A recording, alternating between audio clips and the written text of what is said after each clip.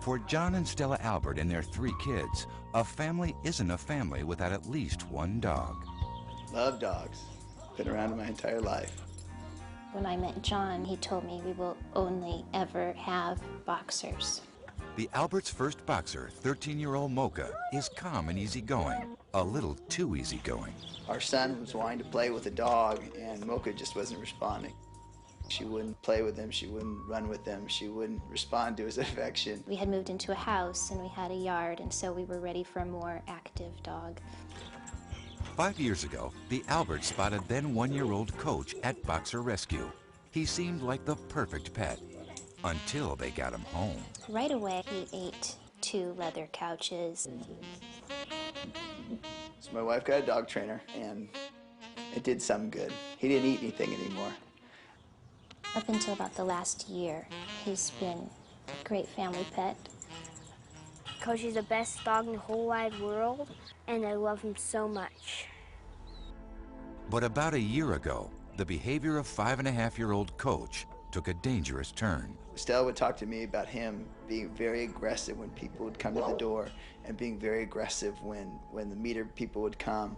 The situation went from bad to worse when Coach escaped from the Alberts' yard and terrorized one of their neighbors. He chased the man up the hill and scared the man pretty bad. He was considering suing us for everything we had, and he pulled out a pocket knife on him and was prepared to kill him in the street if he came any closer. Animal Control came out and issued us a warning about his behavior. It raised our alarms because the incident happened 2 houses away. It wasn't in our yard. It wasn't on our side of the street. We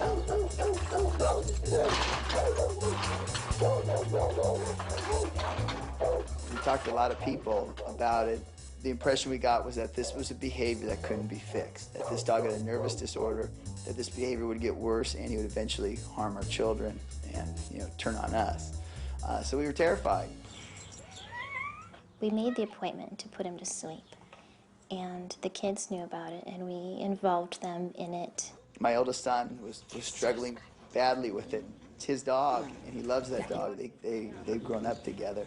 My son wanted to keep some of his fur, and he wanted to bring his blanket, so he could smell his boy before he died, so he could die on his blanket that he had.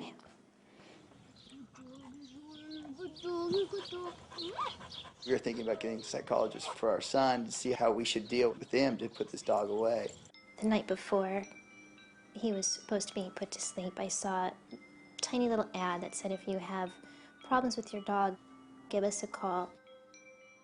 Coach gets a last-minute stay of execution when Caesar responds to the call. Caesar believes that many dogs are put to death unnecessarily due to a simple lack of information. Will Coach be one of these dogs? Hi, how are you guys? Nice to meet you. Nice to meet you. I'd like to be able to open my door to people and not be afraid of my dog hurting them. Thank you. But if he were to tell us, no, he's not for your family, we would feel more settled with our decision. How did you guys meet? Your dog and you guys? We went through the Boxer Rescue, and we told them we wanted a dog that wouldn't want to be the most dominant, that would be great with our kids, and would be part of our family. And they showed us Coach and introduced us to him, and we brought him home. He's part of our family now. Yes. I mean, they did a great job of placing the dog, giving us the dog we wanted. That's right. How long ago was that? 5 years. We've had him for 5 years ago. And your problem is aggression? He's aggressive towards adults that come to our house. Maybe friends of ours that he hasn't seen very often. And then I had a man come over, an old friend of mine. Coach jumped up and bit him on the backside. And this is the first time you experienced something like this with a dog? I've had boxers before that would bark, but if I opened that gate, they wouldn't go anywhere. Okay. But this one, I think if I opened the gate, he would go and assault. And that's why we decided to put him away. Right. And we've had talked to a lot of people that said that his behavior is getting worse. The veterinarian said to us that this is a behavior that can't be corrected. He's going to strike out on your kids. Have you ever seen anything unwanted towards your kids? Never. He's been wonderful with our kids. No, in fact, he's almost been protective of other people holding their own kids. Like, why are you holding this other child? Almost like all the children belong to him. belong to him. Not good. When you guys welcome Coach to your home, how did you welcome him? We exposed our kids to him slowly, just in case that he may have presented a danger to him. We'd put him in a dog kennel for the night in the house, and we would leave it in the house for the first 6 months. We'd have a kennel for him to go to, and then we took that out of the house, and then we let him have free run of the house. Lesson number 1. When you adopt a dog, the best thing you can do for them is a long walk before he comes into your home, because he's coming from a kennel to another kennel. You see, this is a beautiful kennel, but it's behind walls. And a lot of times dogs develop a lot of frustration, and frustration can lead them into nervous reactions or fearful reactions, aggressive reactions. When he was nervous and when he was tense, would you guys touching him at that moment? We try to settle him down, say, good dog, settle down, pet him and stroke him, and try to make him feel better. But we've never been able to calm him down enough to pull him away from that behavior. Right. Lesson number 2. If you share affection when he's under stress, you're going to nurture the state of mind. Which means you're telling him it's okay to be. Okay. Because you're giving me affection when I'm like this. You see it? Yeah. I'm gonna calm down when I release all my energy, but not because you make me change the state of mind. So we've been rewarding a behavior we want him to stop. That's right. And we're encouraging it. So it's not really healthy to them. It's healthy to the human because we're releasing our affection. Exactly what we do. We don't walk our dog. He gets everything he needs. He's very well taken care of. If he can speak to you and say, you know what, I love that you love me, but I also need this part because this is who I am. Can I meet your dog now?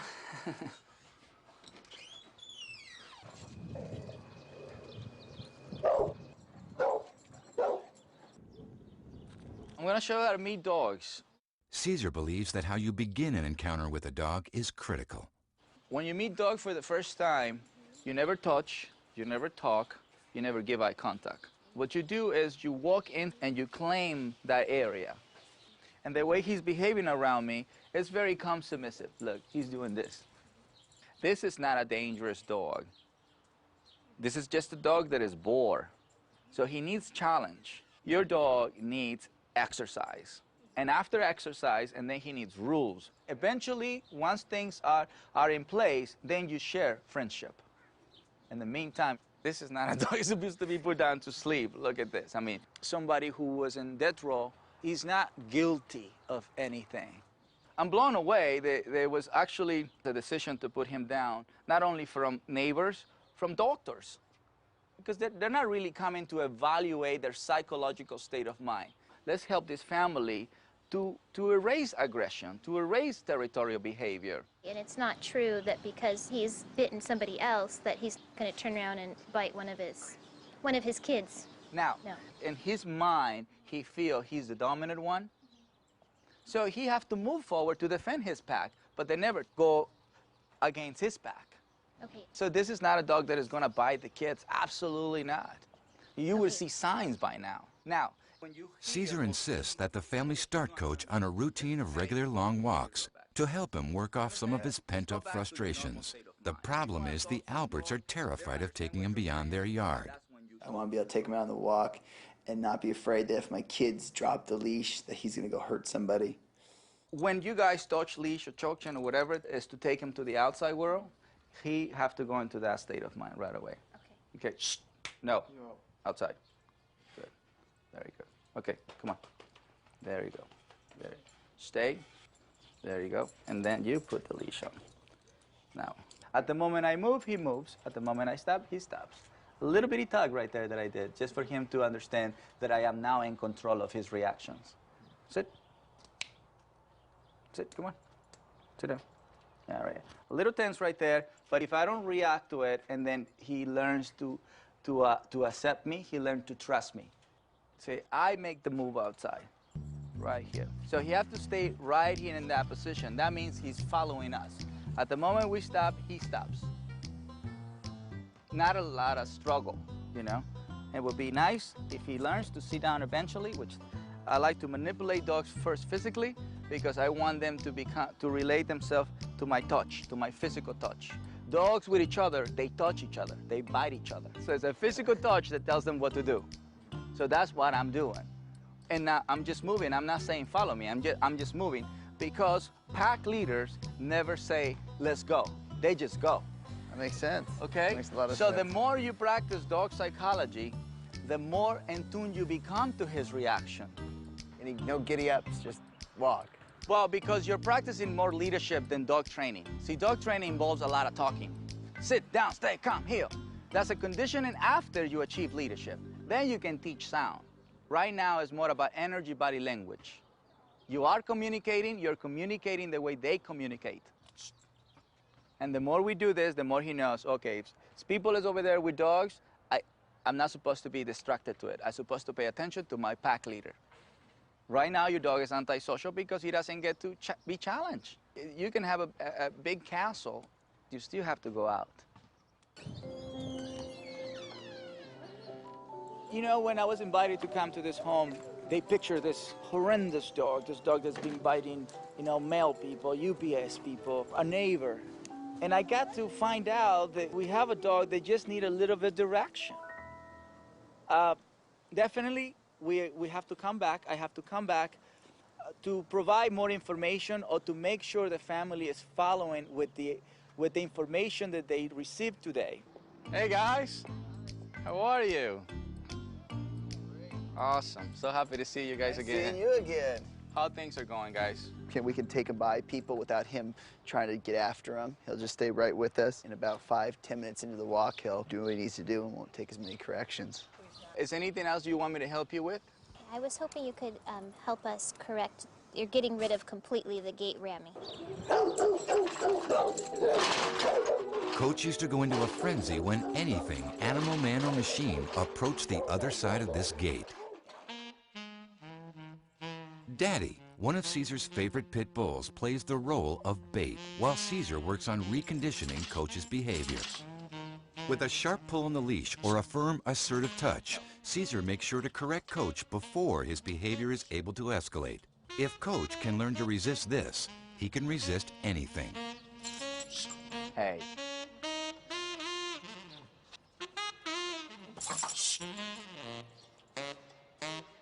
He responded very nicely. Eventually, you don't need the leash on him.